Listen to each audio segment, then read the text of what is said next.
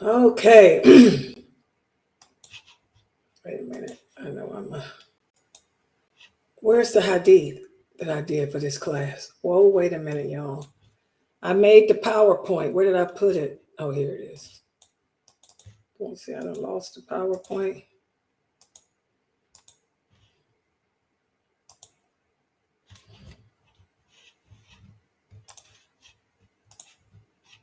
Hold on.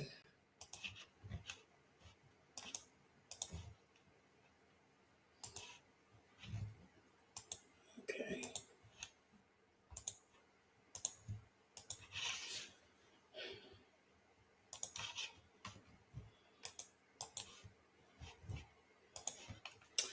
Okay, let's get started. In alhamdulillah wa salat wa salam ala, excuse me, wa rasulullah. Welcome to our hadith class.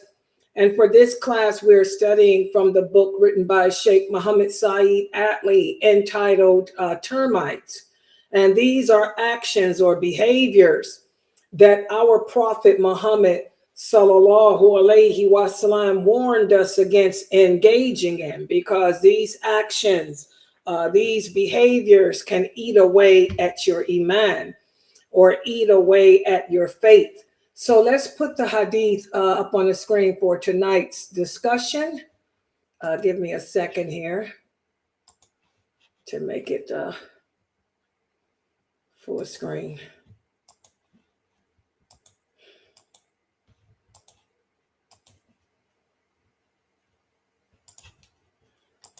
Okay. Where does it go? Here?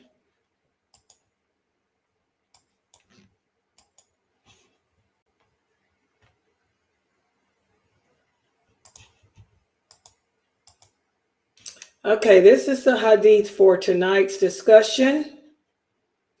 And oops, look what I did. I'm sorry. I hit the wrong button. You can tell I don't feel well. Man, hold on. I'm doing all kind of crazy stuff. You guys can still see it on, yeah, they can see it there. Okay, let me go into here. Okay, this is the hadith that we're going to be discussing for tonight. This is hadith number 23 in this book, and it speaks about being a leader who is disliked by the people, a disliked leader. Let's look at the hadith. Abu Umayma, radiallahu anhu, he reported that the Prophet sallallahu alaihi wasallam said 3 people whom their prayers will not go beyond their ears is a slave who runs away until he returns to his master. The second is a woman who makes her husband angry and he spends the night while he is angry with her. And the third is an imam or a leader who leads the congregation and they dislike him. Why would they dislike him? Well, this hadith is speaking about an imam who the people don't like to pray behind because he makes the prayer too long. You know, he has the people standing for too long. Or it could be an imam who doesn't understand the people the way they should be understood. The prophet said, speak to the people on their level. Know the people's strengths. Know the people's weaknesses. He's an imam who doesn't really know his community. You know, they don't like praying behind him. So it's something that we really need to consider as imams. And also, as you can see, the hadith speaks about a slave who runs away from its master, and also a woman who enrages her husband, and he goes and sleeps in the spare room. And I want to talk about that for a minute, because so many Muslim women today have taken on the behavior of the non-Muslim women. You think it's cute. You think you doing something, telling your husband to go sleep in the spare room. You sisters need to realize that it's your husband's right to share the bed with you. You want to make him angry and then tell him to go in the guest room and sleep? Well, guess what? Not only do the angels curse you all night, but also the Elohim do too. So we have to stop taking on this behavior and these characteristics of the Kafir women. Remember, Kafir women will end up in hell. Is that where you want to end up too? So this hadith lets us know that it really is addressing the leadership here. Sheikh Atlee put it in his book to comment on the leadership. And he says this hadith can have more than one meaning when using the term leadership. It can apply to a person who is leading the prayer, or it can apply to a person who is leading a community. It can also apply to a person who may be the principal of a school or the governor or any type of leadership position, whether big or small. If the people who you are leading dislike you and they have an Islamic reason to not dislike you, then this hadith applies. For example, we're not talking about jealousy, especially with women. For example, this website, I am a leader here on this website. You know, I'm a female dyer. That's the leadership position. I ain't talking about you women who don't like me because you wish you could be me. If I were you, I'd want to be me too. Hello. It ain't talking about you. That ain't no Islamic reason. You have to have an Islamic reason, such as I'm abusing my position. I'm violating the rules or guidelines that Allah put in effect. If it's not a religious reason like that, an Islamic reason, then this hadith doesn't apply, because a lot of people are just hateful.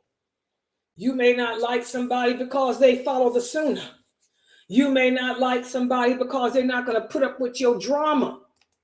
So it has to be an Islamic reason in order for this hadith to apply.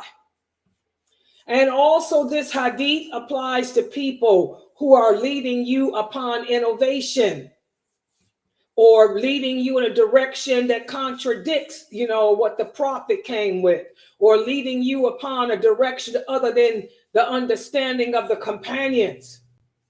Okay? Or you're leading the people for material gain, material reasons, or all of that. So it's a hadith that we really need to take a great look at for those of us who do find ourselves in leadership positions. And I want you to listen to that. And a leader who leads the people and they dislike him. You are over us.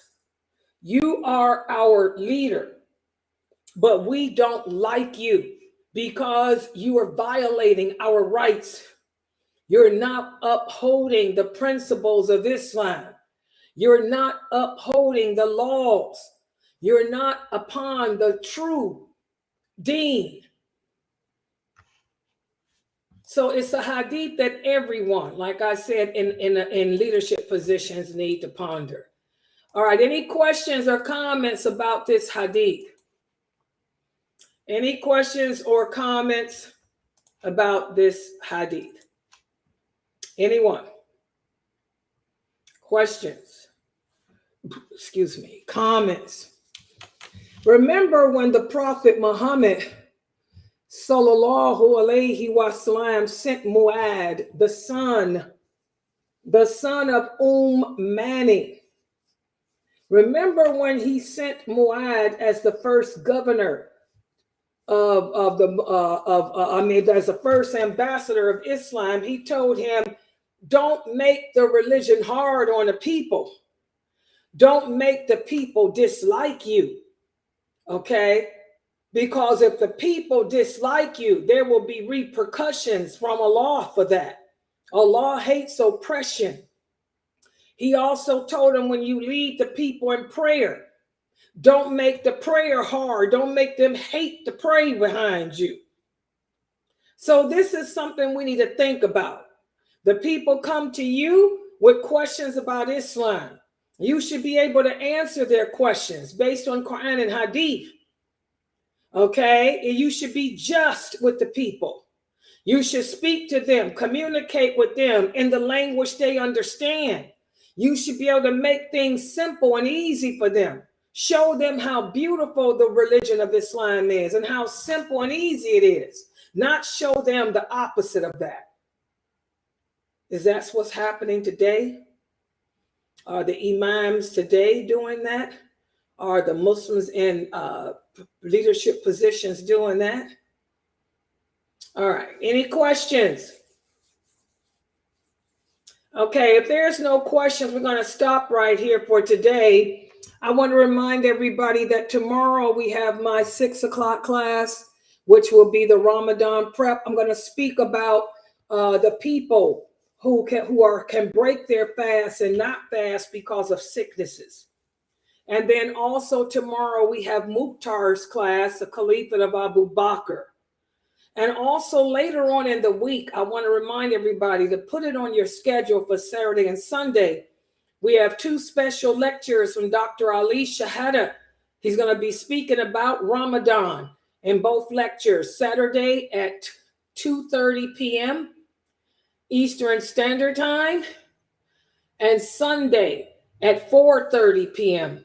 Eastern Standard Time. 2 special lectures. Okay, I'm going to close out for tonight. Subhanaka Allahumma wa bihamdika. Ashhadu an la ilaha illa anta astaghfiruka wa atubu ilayk.